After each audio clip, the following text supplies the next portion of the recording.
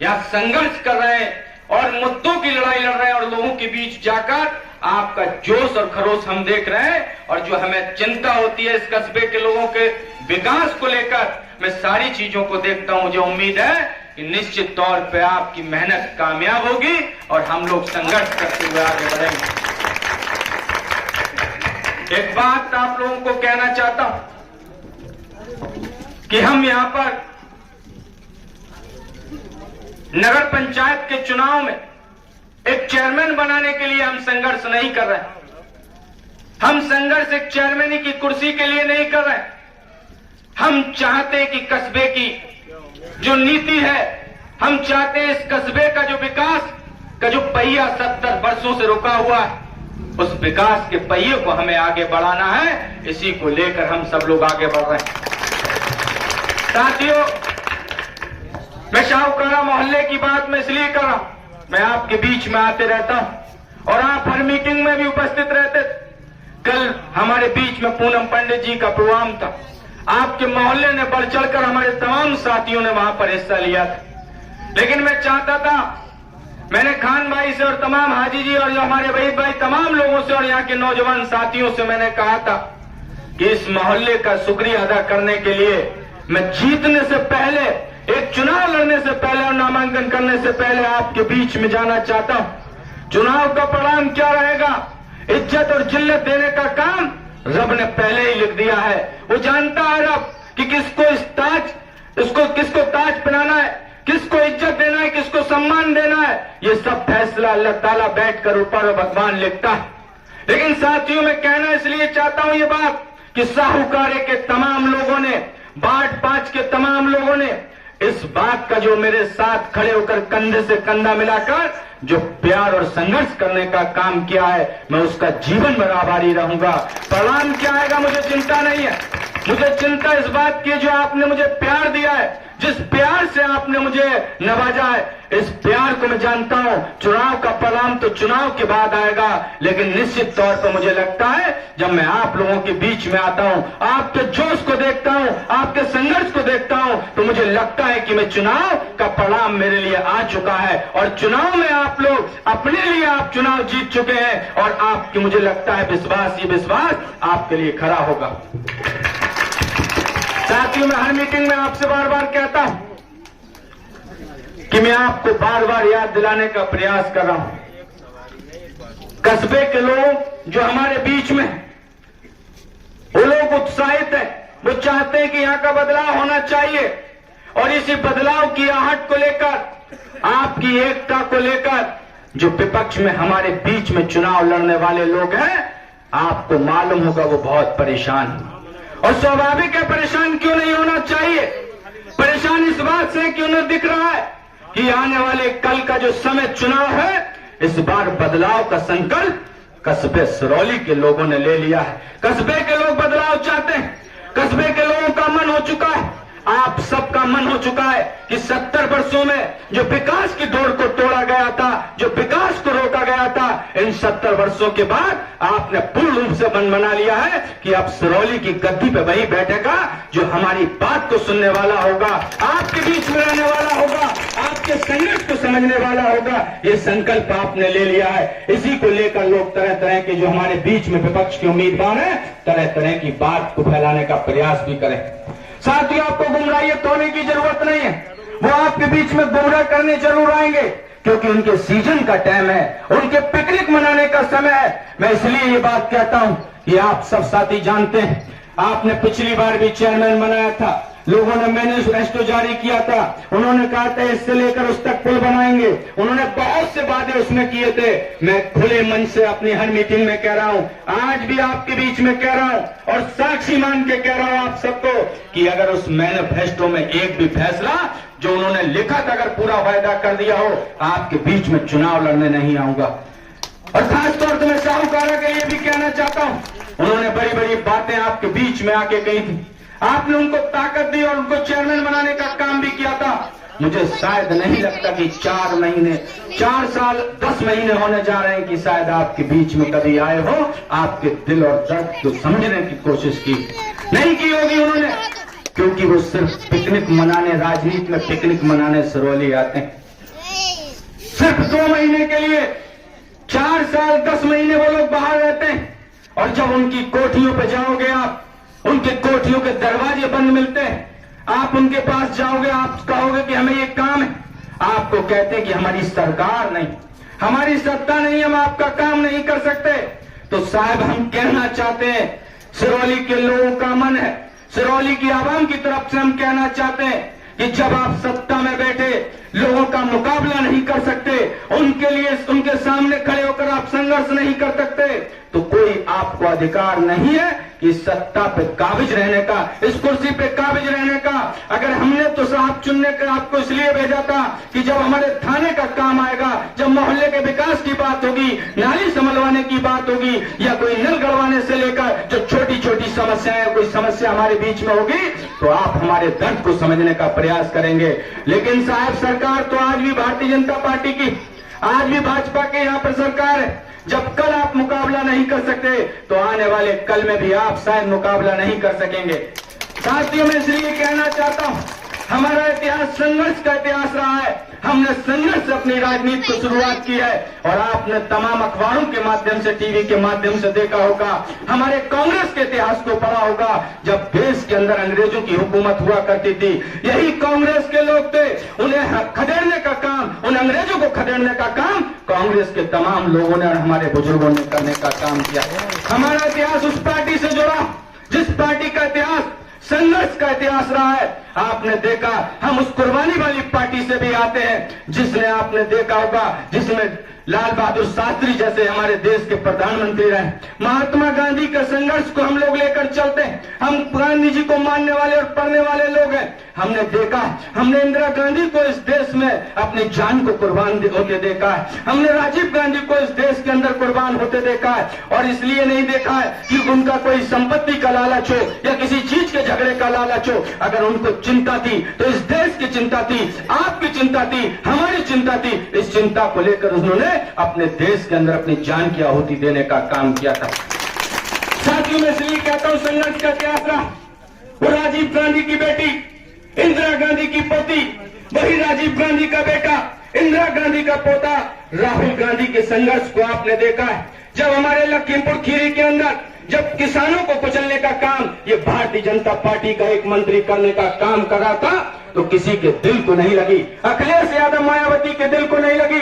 आपको ये समझने की जरूरत है, हमें सिरौली की सोच से ऊपर को उठना है। हम देश की राजनीति करने वाले लोग हैं, देश के बारे में सोचने वाले लोग हैं। जब देश खुशहाल होगा, प्रदेश खुशहाल होगा, बरेली खुशहाल होगा, तभी हमारा सिरौली भी खुशहाल रहेगा। इसलिए आपसे कहना चाहता, जब हमारे देश के किसानों के लिए आपने देखा गाड़ी से रोकने का काम भारतीय जनता पार्टी के मंत्री का बेटा कर रहा, किसी को नहीं लगा। लेकिन मैं धन्यवाद देना चाहता हूं आदरणीय राहुल गांधी जी को, आदरणीय प्रियंका गांधी जी को। उन्हीं के दिल को लगा, उन्हीं ने दर्द को समझा। दोनों बहन भाई रात के 10 बजे अपने घर से निकल जाते हैं और लखीमपुर खीरी जाने की जिद कर लेते हैं। रास्ते में हिटलर शाही की पुलिस और ये योगी और मोदी की पुलिस हमें लखीमपुर खीरी के अंदर गिरफ्तार घुसने नहीं देती है और सीतापुर के अंदर हमें गिरफ्तार कर लेती है। हम 3 दिन तक हमको गिरफ्तार करके पुलिस लाइन में रखा गया, मैं भी इसमें शामिल था, प्रियंका गांधी जी, राहुल गांधी जी शामिल थे। हमने कहा हमें जेल भेज सकते हो, महात्मा गांधी जेल में रहे, पंडित जवाहरलाल नेहरू जेल में रहे, हम जेल जाने को तैयार हैं। लेकिन जब तक हम किसानों के परिवारों से नहीं मिलेंगे, उनकी जिनकी जाने गई उनके परिवारों से नहीं मिलेंगे, तब तक हम वापस जाने वाले नहीं। हमारा इतिहास संघर्ष करा। जब लखीमपुर खीरी की बात आती है तो कांग्रेस को दर्द होता है। उन्नाव के अंदर दलित बेटी के साथ जब अन्याय होता है, आपने देखा है हाथरस के अंदर दलित बेटी के साथ अन्याय होता है। किसी भी पार्टी और किसी भी नेता को, जो हमारी मायावती जी दलितों की मुखिया बनती है, उनको भी दर्द नहीं होता है और घर में बैठी रहती है। आपने देखा वो भी दर्द राहुल गांधी और प्रियंका गांधी जी को हुआ और उन्होंने उन परिवारों से मिलने का काम किया और उनको लड़ाई लड़ने का काम किया। ये सत्ता के लोग, आप लोग जानते हैं कि सत्ता के लोग किसी और चीज से नहीं डरते। इनकी बुनियाद कोई इतिहास, कोई संघर्ष का इतिहास नहीं है। इनकी बुनियादें बहुत कमजोर है और मैं इसलिए कहता हूं इनकी बुनियादें कमजोर है। ये धर्म की राजनीति करते हैं, जाति और धर्म में बांट कर राजनीति करते हैं, नफरत फैला कर राजनीति करते हैं। कांग्रेस पार्टी के सिपाही हमेशा भाईचारे को कायम करने के लिए, हमारे एकता को कायम करने के लिए यहाँ पर संघर्ष करने का काम करते हैं साथियों। मैं इसलिए कहता हूं भारतीय जनता पार्टी वो भारतीय जनता पार्टी का इतिहास अगर रहा है तो सिर्फ एक इतिहास रहा है, माफी मांगने का इतिहास रहा है, उनको माफी मांगने का इतिहास रहा है। आपने देखा आरएसएस और भारतीय जनता पार्टी के लोग जब अंग्रेजों की हुकूमत हुआ करती थी तो अंग्रेजों की मुखबरी किया करते थे। आज भी देश के अंदर अंग्रेजों से मिलकर उनकी आपने देख रहे हैं मुखबरी करने का काम करते हैं। उनकी बुनियादें बहुत कमजोर है। जब आप शेर की तरह दहाड़कर जब खड़े हो जाओगे, जब आप एक तरह से एकता की मिसाल लेकर एकजुट होकर खड़े हो जाओगे, निश्चित तौर पर मैं आपसे वादा करता हूं भारतीय जनता पार्टी की औकात नहीं है कि आपका मुकाबला कर सके। मैं भी कहता हूं आपने देखा होगा किसानों का जमीरगंज की बात हो, जब किसान के साथ अन्याय होने का काम हुआ, बहेड़ी की बात हो, जब दलित बच्ची के साथ अन्याय होने का काम हुआ, फरीदपुर की बात होगी, आपने एक यादव की बेटी के साथ अन्याय होने का काम हुआ। ये भारतीय जनता पार्टी की ईंट से ईंट हिलाने का काम आपके इस बच्चे ने करने का काम किया था और हमने झुकाया था। हमने भारतीय जनता पार्टी को झुकते देखा है, हमने भारतीय जनता पार्टी के नेताओं को झुकते देखा है, क्योंकि जब आप संघर्ष के लिए खड़े हो जाते हो निश्चित तौर पर भारतीय जनता पार्टी कहीं ना कहीं भागती नजर आती है। मैं आपको विश्वास दिलाना चाहता हूं, मैं किसी कैंडिडेट की भलाई बुराई करना नहीं चाहता, लेकिन मैं आपसे एक अपील करने आया हूं और मैं इसलिए अपील करने आया हूं, मैं जीवन भर आपका आभारी रहूंगा, आपका कर्जबंद रहूंगा। जो आप ताकत दे रहे हो इस ताकत को मैं ब्याज के लौटाने की कोशिश करूंगा। और आपने मेरे इतिहास को देखा होगा, मेरे संघर्ष को देखा होगा। 5 महीने पहले मैंने चुनाव लड़ने का मन बनाया था। आपसे जो भी वायदे मैंने किए हैं इन 5 महीनों को बिना चेयरमैन रहते हुए आपका निश्चित तौर पर पूरा करने का काम किया और आगे भी निश्चित तौर पर आपसे कहता हूं जो वादा आपके बीच में अपने संकल्प पत्र के रूप में आपको भेज रहा हूं, निश्चित तौर पे आपसे वादा कर रहा हूं अगर उस संकल्प पत्र में एक भी कार्य अगर मैं पूरा नहीं कर पाऊं, सारे कार्य पूरे करूंगा। अगर एक भी अगर आपको संकल्प पत्र में जो मैंने लिखा है एक भी संकल्प पूरा नहीं कर पाऊं, भविष्य में आपसे कभी वोट मांगने नहीं आऊंगा और आपसे कभी राजनीति में साथ नहीं मांगूंगा। एक बार बदलाव करिए, आप एक बार बदलाव करिए। मैं चाहता हूं इस सिरौली का इतिहास बदलाव होकर आना चाहिए और इसलिए होकर आना चाहिए 70 वर्षों में हमने 2 परिवारों की राजनीति को यहाँ पर देखा है और तीसरे परिवार जो हमारे बीच में चुनाव लड़ने की बात कर रहा है, तीसरा परिवार वो परिवार है, चाहे चेयरमैन कोई भी रहा उसने नगर पंचायत में बैठकर आपने देखा होगा सिर्फ वहां पर चेयरमैन ही करने का काम किया है। ऐसे चेहरों को समझने की जरूरत है, ऐसे चेहरों को पहचानने की जरूरत है। ये आपको सिर्फ शिक्षित करना नहीं चाहते, ये नहीं चाहते कि नौजवानों को रोजगार मिलना चाहिए, ये नहीं चाहते कि आपके बच्चे आगे बढ़े, ये लोग नहीं चाहते कि हमारे कस्बे में कोई नेता बनकर उभर कर आए। इन चीजों को आपको समझने और सोचने की जरूरत है। साथियों मैं कहना चाहता हूं इस कस्बे का विकास तभी हो सकता है जब आप परिवर्तन करके दोगे, नहीं वरना ये लोग आपका विकास नहीं कर सकते। इन्होंने हिटलर शाही अपनाते हुए हम लोगों को गुमराह करने का काम किया है और हम पर राज करने का काम किया है। इस बार में नौजवान साथियों की बड़ी जिम्मेदारी बनती है। बुजुर्गों का आशीर्वाद लें, बुजुर्गों के सर पे हाथ रखवाएं और नौजवान जो तमाम मेरे साथी खड़े हैं, मैं नौजवान साथियों से कहना चाहता हूं अगर नौजवान साथियों आने वाले कल के चुनाव में नगर निकाय के चुनाव पे आप बड़ी जिम्मेदारी है। इस नगर निकाय के चुनाव में आपने इन 70 सालों में जो राज करने वाले लोग हैं, जो इस कस्बे को पिछड़ा बनवाने वाले लोग हैं, इन कस्बे के लोगों को अगर आपने जवाब नहीं दिया, इस बार आपने परिवर्तन करके नहीं दिखाया, तो आने वाले जो नस्लें हैं वो आपसे जरूर जवाब मांगेंगी। और जवाब इसलिए मांगेंगी जब साथियों कोई एक साथी आपके बीच में रहने वाला, जमीन पे बैठने वाला एक साथी आपके बीच में चुनाव लड़ने आया था, जब वो चुमचा वादे कर रहा था, जब आपके बीच में संघर्ष कर रहा था, तो आपने उसका साथ देने का काम क्यों नहीं किया? और निश्चित तौर पर अगर आपने साथ देने का काम किया, आपने बदलाव लाने का काम किया, निश्चित तौर पर मुझे विश्वास है आने वाली जो पीढ़ियां हैं हमारे साथ मुस्तकबिल, उनका जो मुस्तकबिल होगा निश्चित तौर पर मजबूत होगा, उनके भविष्य के बारे में अच्छा सोचा जाएगा। यहाँ पर अच्छे स्कूल खोलने की हमारी सोच है, यहाँ पर शिक्षा को लेकर अच्छी सोच है। हमारी। हम चाहते हैं कि अस्पताल की हालत ठीक होना चाहिए, हम चाहते हैं मोहल्ले मोहल्ले में शादी घर होना चाहिए, हम चाहते हैं यहाँ के लोगों को खुशहाली होना चाहिए, गरीबी मिटना चाहिए। 70 वर्षों के अंदर हमने और कस्बों को भी देखा है, लेकिन सिरौली की हालत नहीं बदली है। हम चाहते हैं सिरौली की तस्वीर बदलनी चाहिए, सूरत बदलनी चाहिए, और ये सूरत और तस्वीर बदलने के लिए सिर्फ नौजवान साथी आगे आए और बुजुर्गों का साथ लें।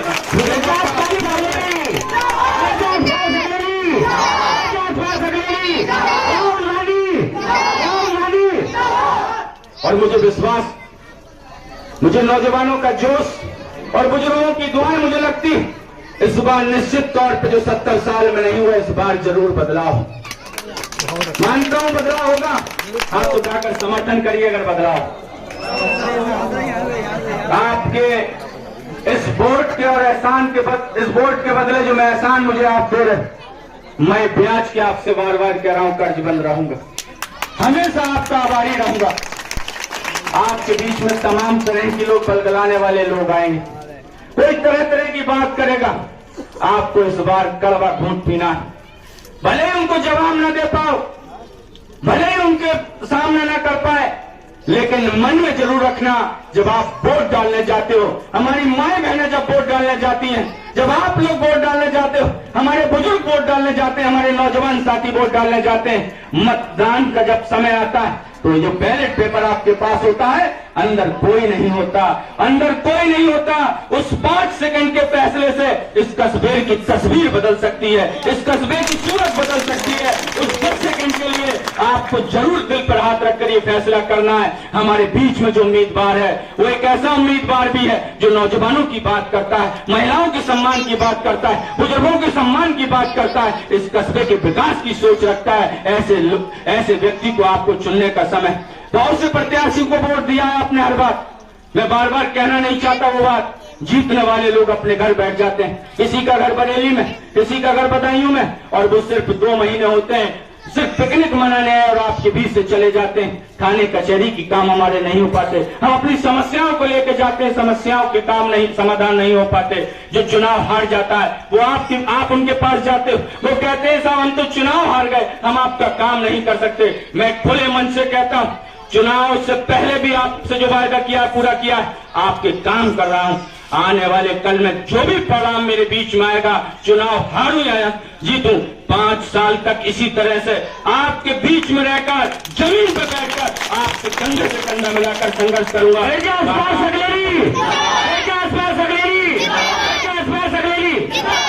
और न मैंने कल किसी से बेईमानी की है, ईमानदारी से आपकी सेवा की है, न कल बेईमानी करूंगा, ईमानदारी से आपका सेवा करूंगा। लेकिन मैं साथी जरूर आप लोगों से एक अपील करना चाहता हूं, बहुत संकट की घड़ी है साथियों, इस बार बदलाव नहीं रहे तो शायद कभी नहीं। लोग कहते थे, बुजुर्ग लोग बताते हैं, जब मैं वोट मांगने जाता हूं, लोग कहते हैं हमें कोई नेता ही नहीं मिला। आपको लगता है इस नौजवान साथी में नेताओं की कोई गोर नहीं? आपको नहीं लगता इससे बड़ा कोई नेता आपके बीच में आएगा? इतिहास है देश की राजनीति, इतिहास है बरेली जनपद का। आपके इस बच्चे ने, इस नौजवान साथी ने देश में इतिहास लिखने का काम किया है, और मैं इसलिए कहता हूं देश में इतिहास लिखने का काम किया है। आज तक कोई भी मुस्लिम साथी, हमारा कोई भी साथी किसी भी पॉलिटिकल पार्टी ने जनपद बरेली का जिलाध्यक्ष नहीं बनाया। देश की सबसे बड़ी पार्टी, देश के अंदर सबसे पुरानी पार्टी, जिसको देश के अंदर नहीं पूरी दुनिया में पहचाना जाता है, ऐसे आपके बच्चे को, एक गांव के रहने वाले को, जिसका इतिहास कोई पॉलिटिकल नहीं, जो पैसे वाला बड़े परिवार से ताल्लुक न रखता हो, ऐसे नौजवान साथी को जो पूरे देश के अंदर सबसे कम उम्र का जिलाध्यक्ष कहलाया जाता है, ये काम आपके साथ ही है। आप सब लोग जानते हैं देश के अंदर ये सबसे बड़ा इतिहास रचने का काम किया तो आपके इस बच्चे ने किया है। इस बच्चे की लाज आपके हाथ में।